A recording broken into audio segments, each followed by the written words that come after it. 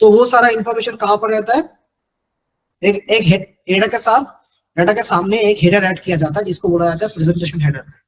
उसके अंदर मेरा सारा कॉम्प्रेस इंक्रिप्शन, ये सारा इंफॉर्मेशन कहाँ पर रहता है, यहाँ पर रहता है ये हेडर में। एक प्रेजेंटेशन हेडर ऐड होने के बाद जो डेटा था, डेटा के साथ प्रेजेंटेशन हेडर ऐड हुआ, अभी तक इसका नाम क्या है, डेटा ही है, अभी भी इसका नाम चेंज नहीं हुआ। तो प्रेजेंटेशन हेडर ऐड होने के बाद जो डेटा बना, वो डेटा कहाँ पर गया, सेशन लेयर में। सेशन लेयर में मेरा फिर से एक हेडर ऐड हुआ। ये हेडर किस सेशन को एस्टेब्लिश रखने में, सही मेंटेन रखने में हेल्प करता है, ठीक है, क्रिएशन जो भी मेरा उसका है काम। अच्छा, तो सेशन हेडर मेरा ऐड हो गया, उसके साथ उसके सामने अभी भी इसका नाम डेटा ही है, नाम अभी तक चेंज नहीं हुआ, ठीक है। तो वो डेटा कहाँ पर गया, देन ट्रांसपोर्ट लेयर में। ट्रांसपोर्ट लेयर में बेसिकली टीसीपी या यूडीपी यूज किया जाएगा, उसको मैटर करेगा। अगर टीसीपी होगा तो टीसीपी हेडर ऐड किया जाएगा, यूडीपी होगा तो यूडीपी हेडर ऐड किया जाएगा। तो ऑब्वियसली मैं एक बार में लिख दिया कि ट्रांसपोर्ट हेडर, तो डिपेंड करेगा जो हम सिलेक्ट करेंगे अकॉर्डिंग टू दैट उसका हेडर ऐड होगा। अब जब मेरा डेटा के साथ हेडर ऐड हुआ, अब मेरा इसका नाम चेंज हो गया। ट्रांसपोर्ट हेडर ऐड होने के बाद पूरा चीज का डेटा का नाम हो गया तुम्हारा segment. Okay, transport header data के साथ ऐड हो जाने के बाद जो मेरा जो प्रोटोकॉल डेटा यूनिट बना, उसको पीडीयू बोला जाता है, ठीक है।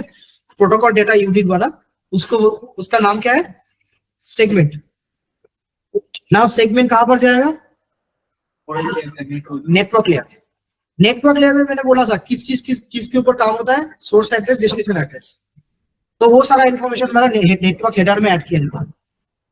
सेगमेंट के साथ मेरा क्या ऐड हुआ, नेटवर्क हेडर। ऐड होने के बाद उसका नाम क्या हो गया, पैकेट, ठीक है। तो नेटवर्क लेयर में पीडीयू का नाम क्या है, पैकेट। देन वो पैकेट कहां पर शिफ्ट किया, डेटा लिंक लेयर में। जहां पर देखो दो चीजें ऐड हुआ, एक क्या ऐड हुआ, डेटा लिंक हेडर है, डेटा लिंक ट्रेलर। अब क्वेश्चन होगा ट्रेलर और हेडर का काम क्या है। देखो हेडर में तो मेरा वही source MAC address, destination MAC address. And data link trailer में क्या होता है, ट्रेलर में बेसिकली मेरा चेकसम स्टोर रहता है, चेकसम। हाँ, चेकसम बेसिकली क्या चेक करता है कि whatever data I am sending वो बीच में कहीं पर चेंज तो नहीं हुआ, डेटा इंटीग्रिटी को मेंटेन करने के लिए। समझ आ गया, चेकसम मतलब मेरा डेटा जो भेजा है, देखो डेटा भेजने के बाद मेरे पास रेस्पॉन्स आके एक्नॉलेज बोल दिया, दैट्स अ डिफरेंट केस। वो मुझे क्या प्रूफ करता है कि मेरा डेटा पहुंचा है, बट इट डजंट गारंटी कि डेटा मेरा विदाउट एनी चेंज पास हो रहा है। मेरा डेटा का इंटीग्रिटी को मेंटेन रखने के लिए, कि डेटा जाने का टाइम बीच में कोई चेंजेस नहीं हुआ है, उसको उस इंटीग्रिटी को मेंटेन करने के लिए क्या ऐड किया जाता है, चेकसम। तो वही बेसिकली मेरा डेटा लिंक ट्रेलर में ऐड रहता है, ठीक है। और भी बहुत सारी चीजें रहते हैं व्हाटएवर इसके छोड़ के, कि सोचो तुम जो भी डेटा भेज रहे हो, सोचो एक बहुत बड़ा वीडियो भेज रहे हो, अब वीडियो तो एक मान में मूव करेगा नहीं, सेगमेंट अलग अलग पार्ट में डिवाइड होके जाएगा। तो उसको एक दूसरे के साथ जब मार्च किया जाएगा, एक दूसरे का सही जगह मार्च हो, उसका इंफॉर्मेशन भी वहां पर रहता है, ठीक है। अच्छा, देन आ गया फिजिकल। तो डेटा लिंक लेयर में हेडर और ट्रेलर ऐड करने के बाद उसका नाम क्या हुआ, फ्रेम। फ्रेम। तो इसका डेटा लिंक लेयर में वीडियो का नाम क्या है, फ्रेम। तो फ्रेम कहां पर मूव किया मेरा, फिजिकल लेयर में। फिजिकल लेयर में क्या हुआ, वो 1 and 0 में कन्वर्ट हो गया। अब वो 1 and 0 क्या होगा, अगर लाइट में भेजना है तो लाइट पल्सेस है, 1 मतलब ऑन और ऑफ, 1 मतलब ऑन और 0 मतलब ऑफ। अगर इलेक्ट्रिक पल्सेस है तो वोल्टेज, अगर वोल्टेज अप हो गया तो ऑन, डाउन मतलब ऑफ। अगर जो मेरा वायरलेसली भेजना है तो 0 1 कैसे भेजेंगे, वही वेवलेंथ का जो अगर क्या बोलते हैं उसको, फ्रीक्वेंसी हाई हो गया तो 1 और जब नोट डाउन हो जाएगा तो 0, ऐसे ही भेजता है। सो क्या नाम, sir PDU protocol data unit.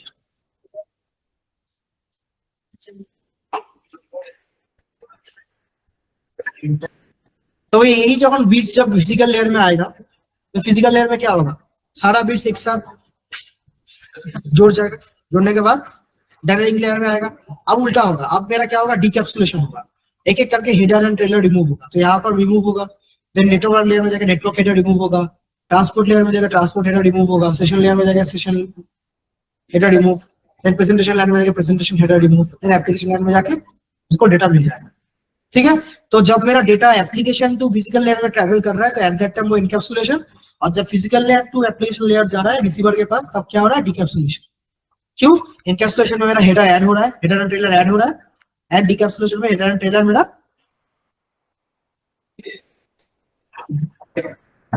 Online में। Is it clear? Any question?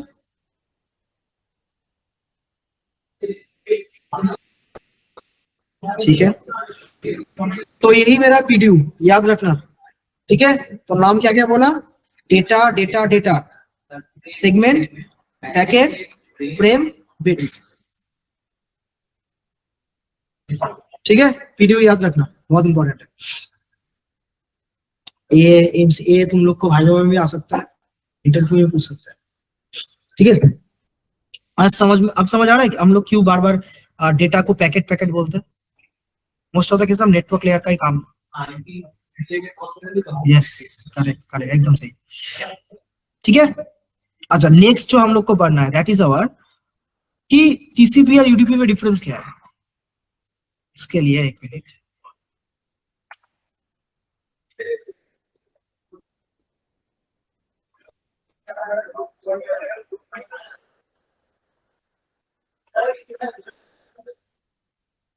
ये लिखा हुआ है, ठीक है, एनकैप्सुलेशन, डिकैप्सुलेशन, एवरीथिंग, वही जो मैं एक्सप्लेन किया। ये ठीक है, तो समझ आ गया कि तुम लोग को पता है why TCP IP model was developed, because OSI model में जैसे इतना सारा सेगमेंटेशन जो किया बनाया गया था, हर एक ऐसे लेयर बना के अलग अलग इंटरफेस में डिवाइड करके बनाना पॉसिबल था नहीं। सो इसलिए क्या किया गया कि ये रियल लाइफ में भी तुम लोग देखोगे, ये जो मेरा ब्राउजर है, जो हम ब्राउजर यूज करते हैं, कोई भी कुछ भी हम वेबसाइट को विजिट करना चाहता है तो मतलब वो एप्लीकेशन लेयर में भी काम कर रहा है। सेशन डेटा को कैसे प्रेजेंट करना है वो भी मेरा ब्राउजर कर दे रहा है। इवन माई सेशन ऑल्सो, मेरा सेशन को मेंटेन करने का काम भी मेरा ब्राउजर कर दे रहा है। करेक्ट, तो मेरा ये पूरा तीन चीजों का एक साथ करके एप्लीकेशन लेयर रख दिया गया। देन ट्रांसपोर्ट लेयर का एज इट इज रखा गया, इसको भी एज इट इज रखा गया। इंटरनेट लेयर व network layer is same, and data link layer physical layer को नेटवर्क एक्सेस। ठीक है, क्योंकि अभी हब यूज होता नहीं है, अभी स्विच से काम चल जाता है मल्टीपल शेयर करने के लिए, right. So this is the reason why OSI model was not implemented directly, TCP/IP model was implemented because इतना segmented format में मेरा एक network को implement कर पाना was very difficult in OSI model. तो actually US defense में से देखा गया कि एक ऐसा कुछ बना है जो बेसिकली क्या करेगा, मेरा वर्ल्ड वॉर या कोई भी अगर प्रॉब्लम हुआ तो उसको भी वो विथस्टैंड कर सकता है, ऐसा एक communication media. That's why TCP/IP model was developed. ठीक है, is that clear? अच्छा, यहाँ पर TCP UDP का डिफरेंस पता ही है, मैं तुम लोग को एक्सप्लेन कर ही दिया। TCP क्या होता है? TCP guarantees that data will arrive. Whatever data I have sent, that will arrive. But UDP doesn't guarantee that the data will arrive. Correct? TCP में क्या रहता है?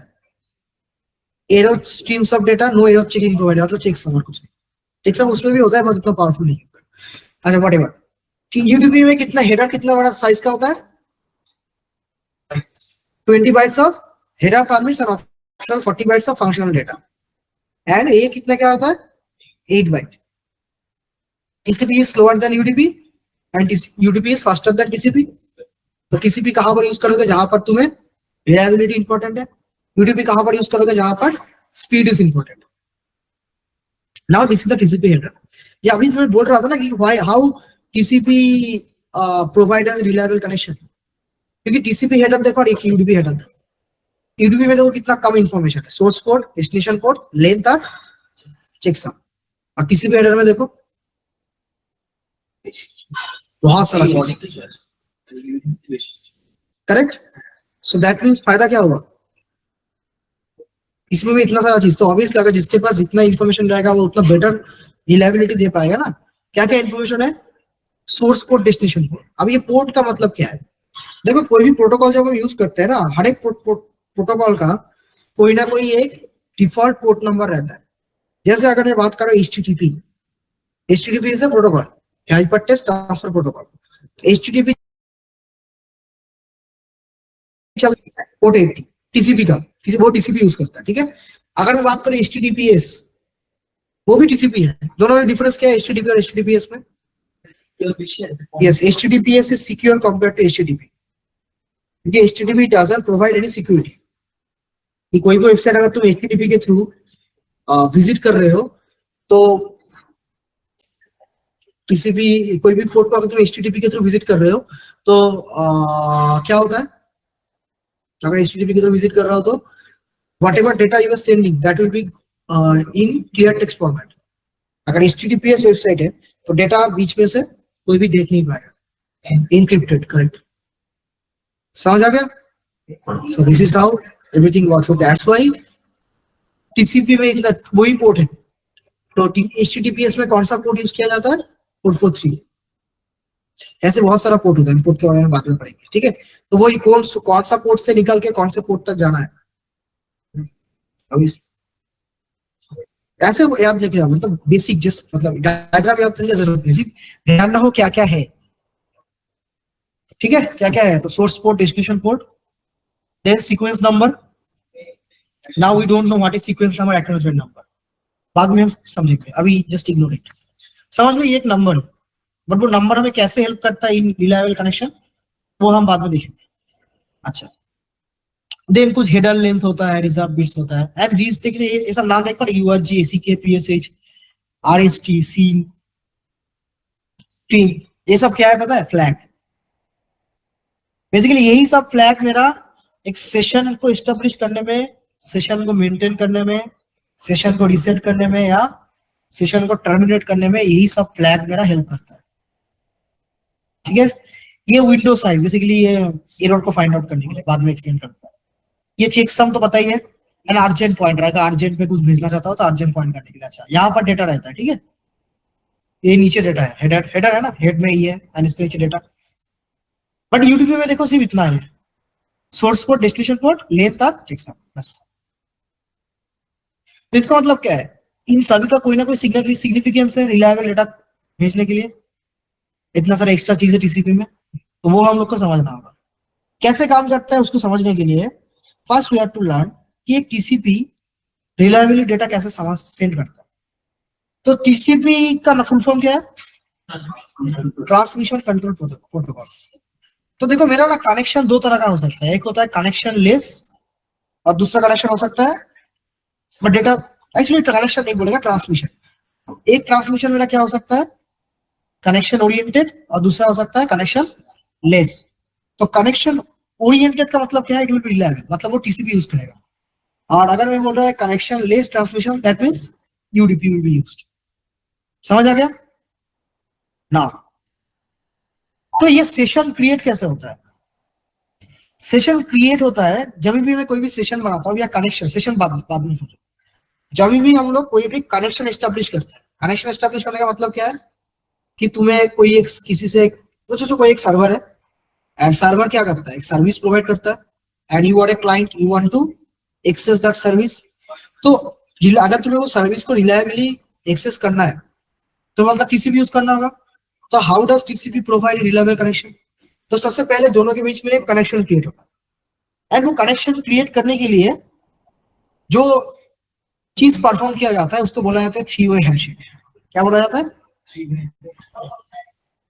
तो बोला जाता है TCP TOA handshake. And if I just search it on Google, and you will find a picture of.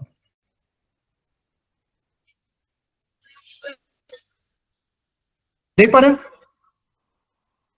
तो reliably data send करने के लिए पहले सोर्स और डेस्टिनेशन के बीच में एक कनेक्शन एस्टेब्लिश होता है, एंड वही कनेक्शन को एस्टेब्लिश करने के लिए बेसिकली मेरा क्या होता है? TCP three way handshake. कैसे वो थ्री वे हैंडशेक परफॉर्म करता है? मतलब थ्री वे हैंडशेक अगर कंप्लीट हो गया, दैट मींस तुम्हारा एक connection has been establish between this two system, जिसके साथ तुमने कनेक्शन एस्टेब्लिश करना चाहते हो। कैसे? देखो यहां पर क्या है, इसने क्या किया, मैंने देखा था वहां पर था ना फ्लैग्स, कहां पर देखे थे?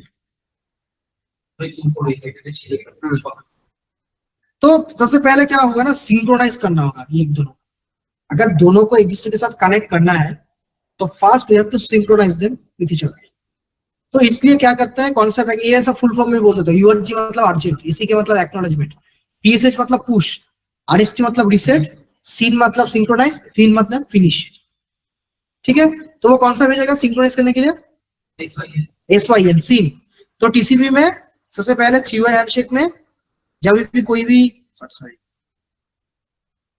किसी भी होस्ट को एक दूसरे होस्ट के साथ कनेक्शन एस्टेब्लिश करना है, तो वो एक सिंक पैकेट, इसको सिंक फ्लैग TCP के थ्रू किसको भेजेगा?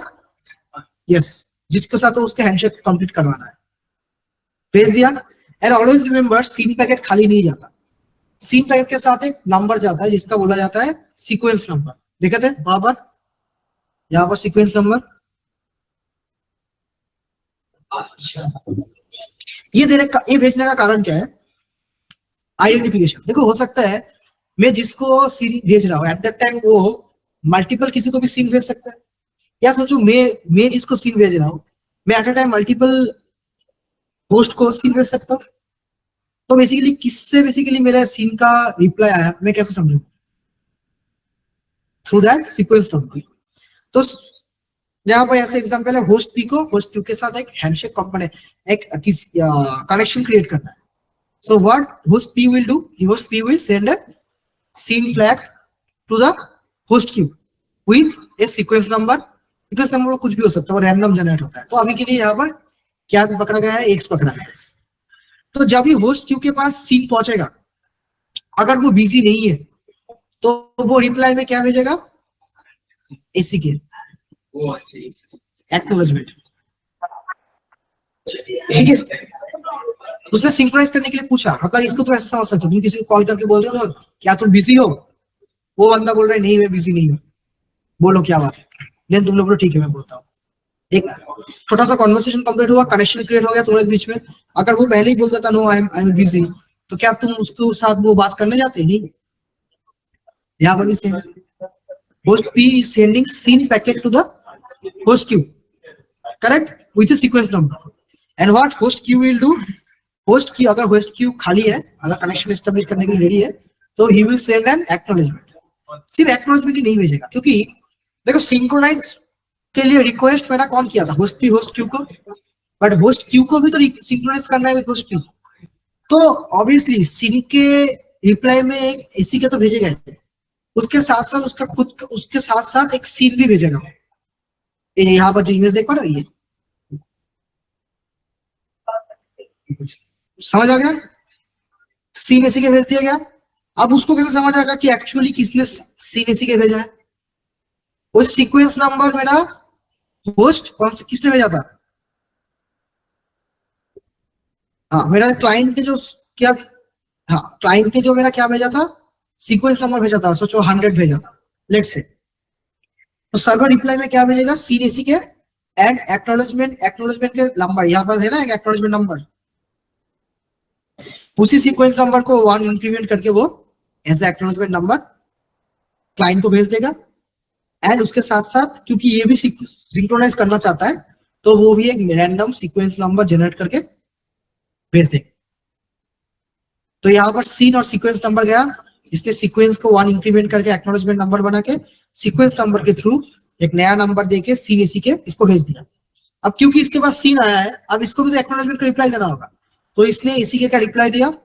एंड क्योंकि इसने सीक्वेंस में क्या भेजा था 200, तो इसको 201 करके एक्नॉलेजमेंट करके सीक्वेंस में इसी का 101 को इसको भेज दिया। तो ये होने का मतलब है my handshake is successfully completed. And अभी मैं कुछ भी डेटा क्लाइंट से सर्वर, सर्वर से क्लाइंट भेजूं, that connection will be reliable.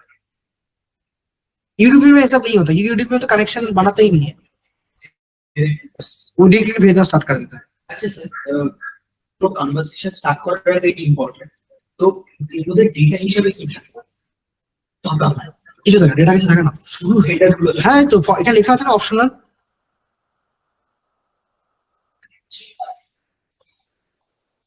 देख पा रहे हो लिखा हुआ है ना, ऑप्शंस ऑप्शनल लिखा हुआ है। Is that clear? So this is how 3-way handshake works.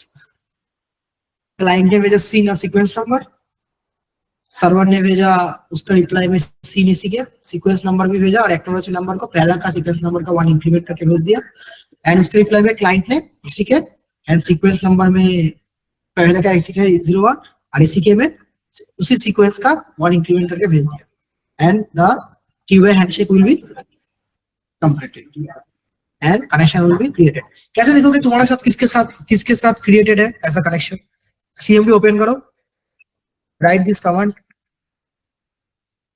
अरे नेट स्टैक देख पा रहे हो? ये सब करो, ये सब मत देखो, नीचे देखो, क्या देख पा रहे हो? HTTPS मैंने क्या बोला था? HTTP HTTPS both are using TCP, that means both are reliable. State क्या दिखा रहा है? एस्टेब्लिश। तो ये अगर मैं क्लाइंट हूँ और अगर ये सर्वर है तो एक क्लाइंट और सर्वर के बीच में एक हैंडशेक कंप्लीट हुआ है, एस्टेब्लिश हुआ है, कनेक्शन एस्टेब्लिश हुआ है। सो कनेक्शन एस्टेब्लिश होने का टाइम कौन सा हैंडशेक होता है? TCP handshake. अच्छा, ठीक है। अब अगर सोचो जो मैं काम कर रहा था वो काम अगर मेरा हो गया तो अब कनेक्शन को क्या करना होगा? टर्मिनेट करना होगा। एट दैट टाइम क्या होता है? TCP four way handshake. समझ आ गया क्या होता है? Four way handshake. ठीक है, फोर-वे हैंडशेक कैसा काम करता है? Similar procedure. अब क्लाइंट क्या भेजता है? पिन फ्लैग को अप करके भेज देता है, उसके साथ एक वैल्यू भेजता है as a sequence number, which is यहाँ पर एम पकड़ा गया है। ठीक है। अच्छा, सर्वर अगर कनेक्शन को टर्मिनेट करने के रेडी है तो वो क्या करेगा? एसी के उसके साथ क्या करेगा? वो सीक्वेंस नंबर इट गॉट, इसको 1 इंक्रीमेंट करके इसको भेज देगा। तो क्लाइंट के साइड से मेरा क्लोज तो हो गया, अब मुझे सर्वर के साइड से भी तो क्लोज करना है। अब सर्वर क्या कर रहा है? कुछ देर बाद फिर से 3 पैकेट भेज के उसके साथ एक an flag in sequence number भेजेगा एंड उसके रिप्लाई में ये इसी के n+1। तो इसके साइड से भी क्लोज हो गया, इसके साइड से भी क्लोज हो गया। বাট খাওয়া স্যার আগেরটা তো 4 এর মতো নেই না না আগেরটাতে একসাথে ইসি কে সি প্যাকেট যাচ্ছে কিন্তু এখানে একসাথে না এখানে ক্লোজ দুদিক থেকে হচ্ছে আলাদা আলাদা ক্লোজ দেখো এখানে দুবার ক্লোজ লেখা আছে first client is starting the close operation and complete হয়ে গেল after that server will try to close the connection হ্যাঁ এরকম তো টাইম বলে দিয়েছে সার্ভার পাঠাবে হ্যাঁ পাঠাই হচ্ছে तो ये पूरा दोनों साइड से क्लोज होगा तब जाके मेरा एक्चुअली कनेक्शन टर्मिनेट होगा नहीं तो नहीं होगा ठीक है ऑनलाइन में इज दैट क्लियर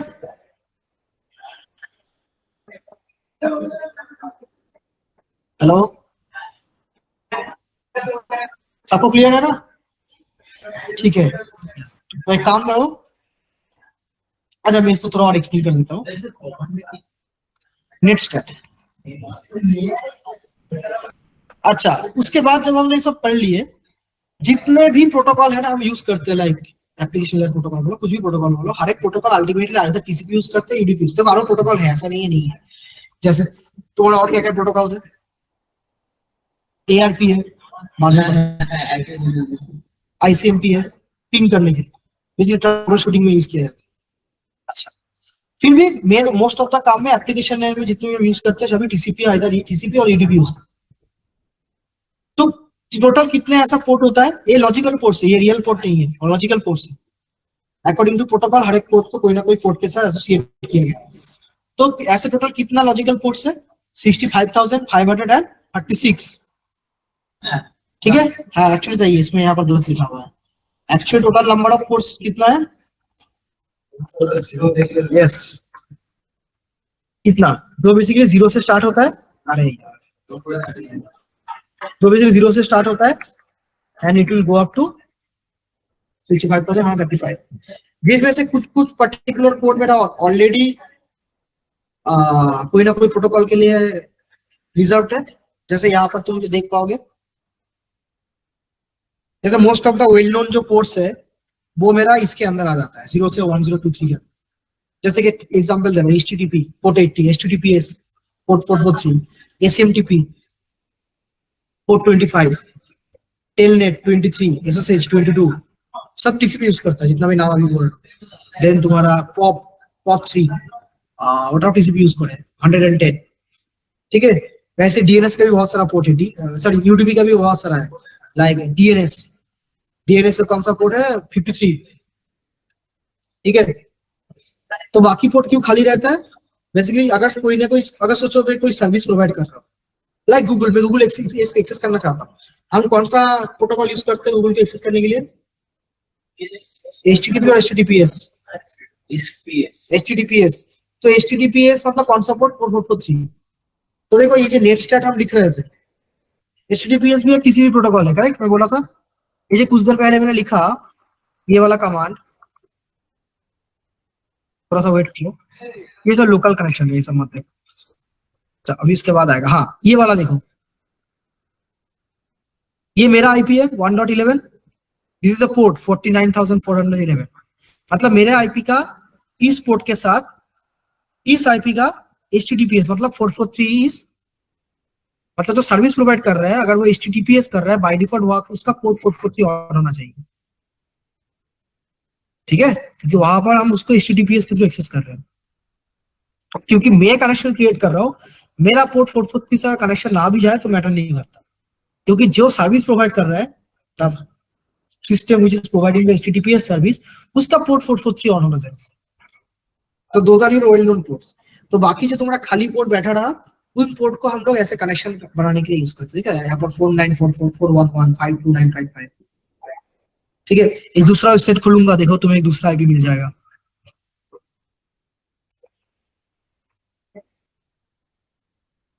कनेक्शन होएगा তারপর ও আচ্ছা तो समझ आ रहा है ना, ऐसे ही काम होता है नेक्स्ट मैक्स, ठीक है? तो यही पोर्ट्स है। फाइन, तो कौन सा पोर्ट पढ़ना है? मोस्ट इंपॉर्टेंट जो तुम लोग को याद रखना होगा, HTTP, HTTPS, SNMP, SMTP। अच्छा HTTP, HTTPS और SMTP इन तीनों में ही TCP यूज किया जाता है, बट SNMP जो 161 है वहां पर UDP यूज किया जाता है। POP 110 ये भी TCP है, FTP ये भी TCP है, Telnet SSH ये भी TCP है, और एक याद रखो कि DNS जो पोर्ट 53 में है UDP में चलता है बाय डिफॉल्ट। ये पढ़ने का कोई जरूरत नहीं है, ये बेसिकली फ्लो कंट्रोल, कि मैं जो डेटा भेज रहा हूँ, क्योंकि अगर मैं हर एक बार एक डेटा भेजूंगा और मेरे पास एक्नॉलेजमेंट आएगा तो मुझे डेटा भेजने में बहुत टाइम लग जाएगा। तो इंस्टेड ऑफ दैट वहां पर sliding window protocol is used. वहां पर क्या होता है, instead of sending acknowledgement for every each packet, इसी लोग क्या करता है, ऐसा एक विंडो बनाता है कि after getting 10 packets I will send A acknowledgement. तो सोचो एक मेरा जो सेंडर है, सेंडर ने 10 पैकेट भेज दिया, बट वहां से कोई रिस्पॉन्स नहीं आया, उसको समझ आ जाएगा कि हाँ कहाँ कहीं पर प्रॉब्लम है, तो वो 10 पैकेट फिर से भेजेगा, कम लगता है। यहाँ সবখানে তো এররটা হবে না না। पहले क्या हो रहा था, for every data it was sending an acknowledgement. अभी क्या हो रहा है, after every 10 number of data 1 response negative. तो हो सकता है पहला 10 भेज दिया, 10 में कुछ एरर नहीं आया तो उसका रिस्पॉन्स मिल गया, तो फिर से 10 भेज दिया, अब उसमें देखा कहीं ना कहीं एरर आया। क्यों एरर जनरेट होगा, क्योंकि मैंने 10 दिया है, सोचो उसके पास 1 2 3 4 5 करके 9 पहुंचा, तो वो तो एक और डेटा के लिए वेट करेगा ना, वो तो एक्नॉलेजमेंट नहीं करेगा। और उसको क्या पता कि उसने 10 भेज दिया था, वो तो तभी एक्नॉलेजमेंट भेजेगा जब उसके पास 10 मिल चुका होगा। तो ये तो बैठा रहा होगा कि भाई मैं भेज रहा हूँ, मैंने 10 भेज दिया, आप तक आया क्यों नहीं, तो उसको समझ आएगा कि लास्ट जो 10 मैंने भेजा था उसमें कहीं ना कहीं प्रॉब्लम, तो 10 को एक साथ फिर से भेजते हैं। समझ आ गया? तो ये जरूरत नहीं। ताइयों सबको क्लियर है थ्योरी पार्ट? मैं तुम लोग को थोड़ा ये वाला पीपीटी शेयर कर देता हूँ, तुम लोग एक बार देखते रहो, then we will start our new topic, ठीक है, which is our IP addressing.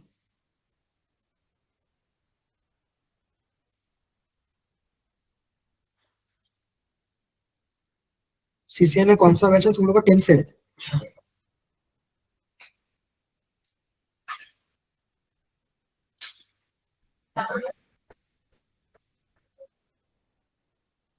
CCN में বইটা পেয়েছো?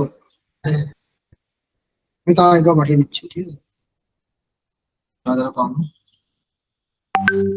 तो इसको अच्छे से देखो।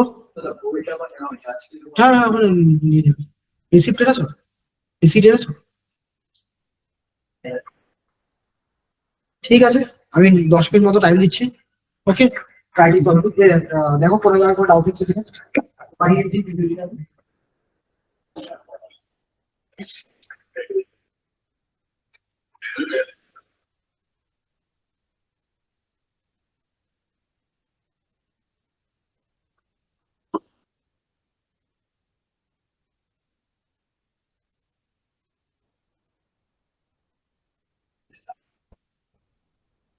आप